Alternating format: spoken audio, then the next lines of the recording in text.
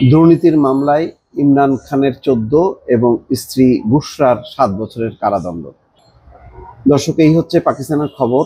তার মানে হচ্ছে পাকিস্তানের সবচেয়ে জনপ্রিয় নেতা এই মুহূর্তে ইমরান খান, তার বিরুদ্ধে হচ্ছে এই দণ্ড। আর স্ত্রী বুশরা, তার নেতৃত্বে বিশাল একটি মিছিল হয়েছিল একদম সুদূর পাকিস্তানের রাজধানী ইসলামাবাদ পর্যন্ত। তো তারপরেই সেই সমাবেশ ভণ্ড করা হয় এবং ধরপাকড় শুরু হয়। এর পরপরই এই ঘটনা। এর মধ্যে দেখলাম যে একটা রাজনৈতিক উদ্যোগ নেওয়া হয়েছিল ইমরান খানের সঙ্গে সংলাপের। সেই সংলাপের অগ্রগতি খুব একটা বোঝা যায়নি এবং তার কোনো প্রতিফলন ঘটেনি। তারপর পরই আদালতের এই দণ্ড। তো বোঝাই যাচ্ছে যে পাকিস্তানের যে সংকট, সেই সংকটটা, রাজনৈতিক সংকটটা থেকেই গেল। তার মানে কোনো সমাধান হচ্ছে না, বরং সংকটটা বাড়ছে।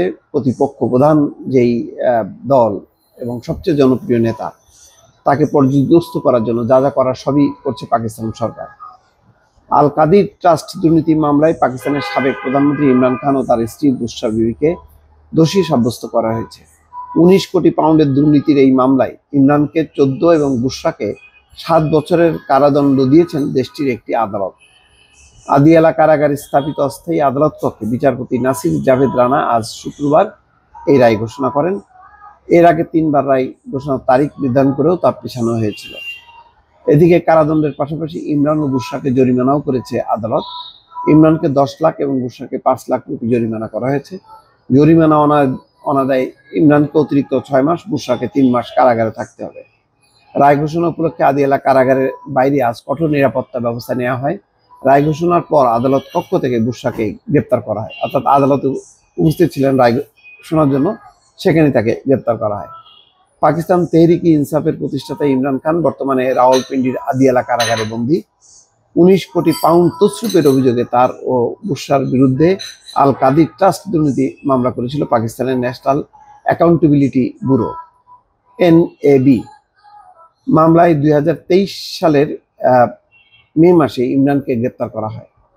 আর সাধারণ নির্বাচনের পরপর গত বছর 27শে ফেব্রুয়ারি মামলায় ইমরান ও বুশরাকে অভিযুক্ত করা হয়। মামলার অভিযোগে বলা হয়, ইমরান ও বুশরা বাহারিয়া টাউন লিমিটেডের কাছ থেকে কোটি কোটি রুপি এবং অনেক জমি নিয়েছিলেন।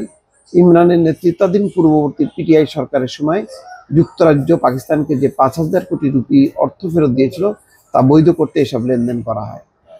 আজ 23শে ডিসেম্বর ইসলামাবাদের অ্যাকাউন্টেবিলিটি আদালতে মামলার রায় ঘোষণার কথা ছিল, তবে শীতকালীন ছুটি থাকার কারণে 6 জানুয়ারি পর্যন্ত রায় স্থগিত করা হয়। 6 জানুয়ারি বিচারপতি নাসির জাভেদ রানা ছুটিতে থাকায় সেদিনও রায় ঘোষণা করা হয়নি। যাক, পরিস্থিতি হলো এই। পাকিস্তানের আবারও সেই রাজনৈতিক অশান্তি এটা অব্যাহত থাকবে বোঝা যাচ্ছে। PTIর সাথে পাকিস্তান সরকারের যে সমঝোতা, অন্তত এই মামলার ফলে সেটা ব্যাহত হবে। অথবা এটাও হতে পারে যে একটা দর কষাকষির জায়গায় আসলে পরবর্তীতে হয়তো উচ্চ আদালতে যদি আপিল করে, তখন হয়তো দণ্ড মৌকুফ হতে পারে। বলার অপেক্ষা রাখে না যে এই সমস্ত দুর্নীতি মামলা আসলে কিছুই না, এগুলি মূলত হচ্ছে রাজনৈতিক মামলা। দর্শক, ভালো থাকবেন। আল্লাহ হাফেজ।